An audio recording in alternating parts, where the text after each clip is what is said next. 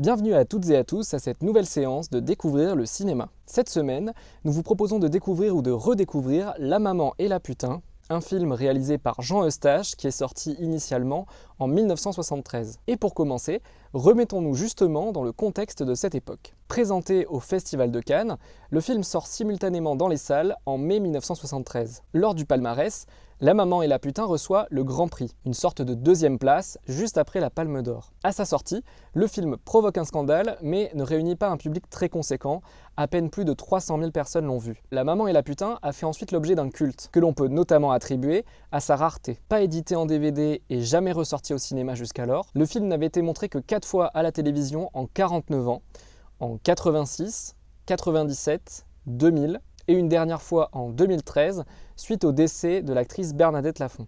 Depuis, des copies pirates du film de qualité très médiocre circulaient, ce qui ne dérangeait pas forcément le fils de Jean Eustache, Boris. Ce dernier ne voyait d'ailleurs pas l'intérêt de ressortir le film en l'état, puisque la copie était très abîmée. Et puis, il y a quelques mois, le producteur Charles Gilibert a annoncé que les Films du Losange, la société de production d'origine du film, avait racheté l'intégralité des droits pour procéder à sa restauration, une version en parfait état que vous allez voir dans quelques minutes. Vous avez peut-être été impressionné sur le papier par la longueur du film. Il dure plus de 3h30. Il y a une explication à cette durée. L'année précédant la sortie de La Maman et la Putain, en 1972, une taxe jusqu'alors appliquée au prorata de la longueur des films a été supprimée. Des cinéastes indépendants, aux moyens plus limités, comme Jean Eustache, se sont alors saisis de cette nouvelle législation pour laisser libre cours à leur créativité. Selon le réalisateur lui-même, et je le cite, 4 heures, c'était un minimum, et chaque coupe que j'ai effectuée pour arriver à un raccourci de 3h30 m'a fait beaucoup de mal.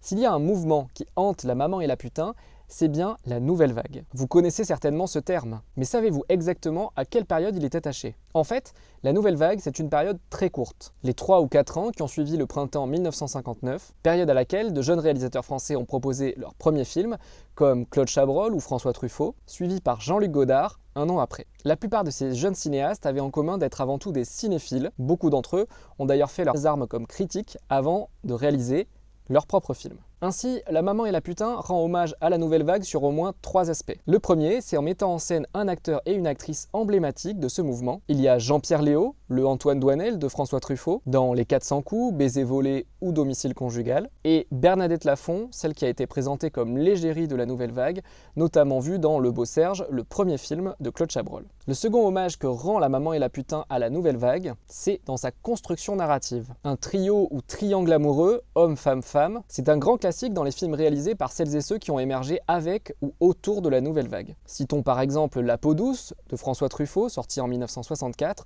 ou Le bonheur d'Agnès Varda, sorti en 1965. Un autre élément narratif emprunté par La Maman et la Putain à la nouvelle vague, c'est ce héros principal masculin, alter ego du réalisateur, que représente le personnage joué par Jean-Pierre Léaud. Avant Jean Eustache, d'autres l'avaient fait comme Claude Chabrol dans Le Beau Serge et les Cousins, François Truffaut dans Les 400 coups ou Jean-Luc Godard dans À bout de souffle. La nouvelle vague, selon l'expression de l'historienne du cinéma Geneviève Sellier, c'est donc un cinéma qui s'est écrit au masculin singulier. Enfin, le troisième aspect de l'hommage rendu par La Maman et la Putain à la nouvelle vague, c'est l'emprunt de méthodes de production et de réalisation. Le tournage s'est fait en décor naturel, et le budget est si faible qu'il a contraint à utiliser de la pellicule noir et blanc, comme les films précédents de Jean Eustache, alors que la pellicule couleur était déjà largement répandue. En résumé, La Maman et la Putain, c'est un film sur un personnage masculin en décalage avec son époque, la société française post-68, mais qui, il faut le noter, met quand même en scène des personnages féminins bien plus émancipés que les héroïnes de la nouvelle vague. Je vous laisse maintenant découvrir ou redécouvrir La Maman et la Putain de Jean Eustache, et ce dans sa version restaurée de 2022. Je vous souhaite une très bonne séance à toutes et à tous, et je vous dis à bientôt